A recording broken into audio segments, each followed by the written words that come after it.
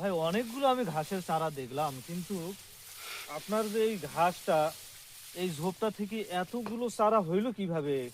বিষয়টা আমি অভিভূত একটু ভাই।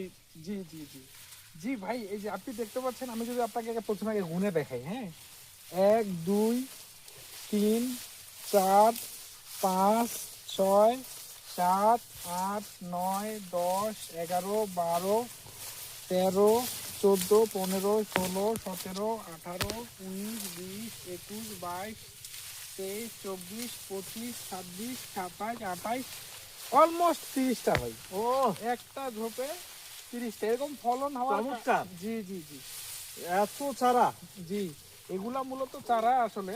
তবে এই ঘাসটা, তবে একটা বিষয় ভাই আপনার কাছ থেকে জানতে জি চাচ্ছি, বলেন। এই যে এতগুলো ঘাসের চারা হইলো একটা ঝোপ থেকে, জি, এটা কিভাবে সম্ভব ভাই? এটা আসলে সঠিক পরিচর্যা করতে হবে, সঠিক নিয়মে আপনাকে সেচ দিতে হবে এবং সঠিক সময় নিড়ানি দিতে হবে। তাহলে এই যে এরকম ফলন, এই যে ফলন, একদম একটা ঝোপ কাটলেই একটা গরুকে আপনি কেটে খাওয়াইতে পারবেন। সুন্দর এরকম, হ্যাঁ, সুন্দর। এরকম ভালো মানে ফলন আসবে এটা থেকে। আচ্ছা আচ্ছা আচ্ছা আচ্ছা। জি